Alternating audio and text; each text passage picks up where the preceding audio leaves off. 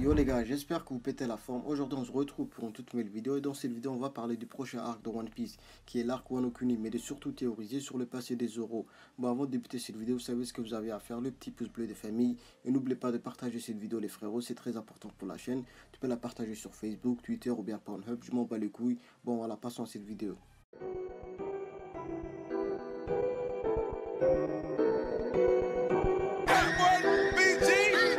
That's the way this young see. Drinking on sir, can't sleep.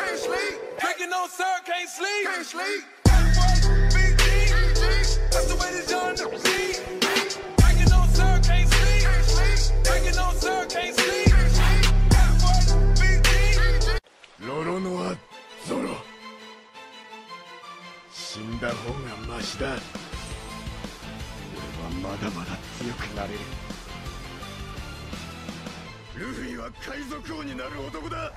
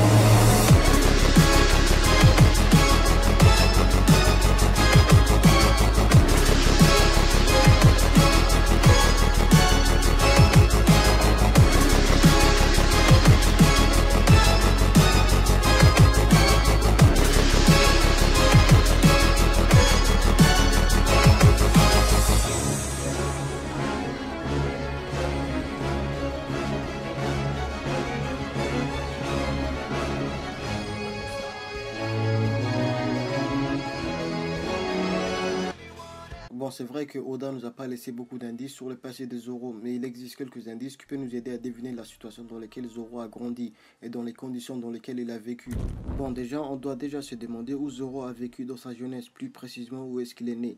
Bon, beaucoup de personnes pensent que, comme moi d'ailleurs, que Zoro est né à Wano, et c'est pas parce qu'il est sabreur, mais plutôt dans son comportement et de sa façon de s'habiller. Après le terme cible, Zoro s'est habillé en kimono, ce qui est une référence au Japon qui sont ses origines. Lors d'un SBS, un fan a demandé à Oda quelles étaient les origines des Mugiwara. Il avait répondu que Luffy était brésilien, Nico Robin russe, Franky américain et Zoro japonais, ce qui nous prouve que Zoro est bien venu de Wano Kuni. Et son comportement me fait penser aux samouraïs de l'époque du Japon féodal. Il a deux fois décidé de se sacrifier lors de ses batailles quand il a su qu'il allait perdre un combat au sabre face à un autre combattant.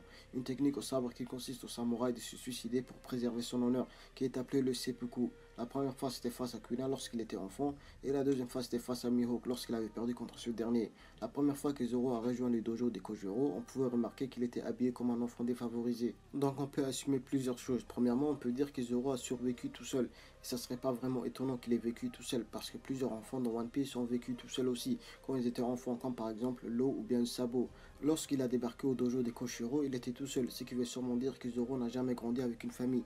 Parce que s'il avait vraiment vécu avec des gens, on allait le savoir. Et les seules personnes avec lesquelles Zoro a fondé des liens familiaux, c'est avec bien sûr les Mugiwara, Koshiro et Kuina. On a vu à plusieurs reprises Zoro se souvenir de Kuina, notamment lorsqu'il a croisé Tashigi.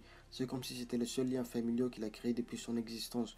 Bon, après voilà, je peux me tromper bien sûr parce qu'on pensait tous que Sanji a toujours vécu avec Zeph. Et le dernier arc de One Piece nous a prouvé le contraire vu qu'il avait une famille bien avant la rencontre de Zeph. En parlant de Sanji, une autre raison qui peut vraiment confirmer tout ce que j'ai dit jusqu'à maintenant, c'est la relation entre Sanji et Zoro. Sanji et Zoro sont deux personnages qui sont contraires, que ce soit au niveau du comportement ou dans la façon dont ils ont été élevés. Premièrement, Sanji ne va jamais se battre avec une meuf, même si cette meuf est sur le point de le tuer. On a vu ça à plusieurs reprises. Une fois c'était face à Khalifa du CP9 et la deuxième fois c'était lorsque Violet l'a capturé. Mais pour Zoro c'est vraiment différent. Lorsque sa vie est en danger, il n'hésite pas à attaquer la personne même si c'est une femme.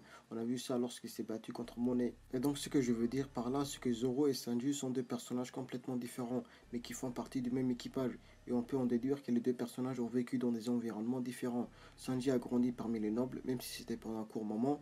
Et Zoro a vécu dans la pauvreté, un petit peu comme Ace et Luffy. C'est sûrement à cause de leur différence de classe sociale que les deux personnages n'arrêtent pas de s'y disputer presque tout le temps, même quand il s'agit de jouer à un jeu.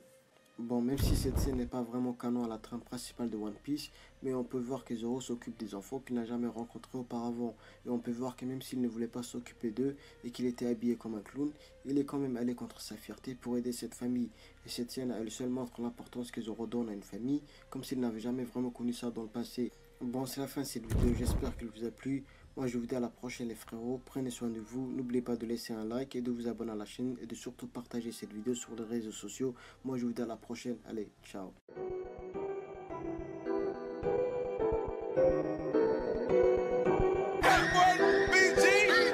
That's the way this young lead. Drinking on sir, can't sleep.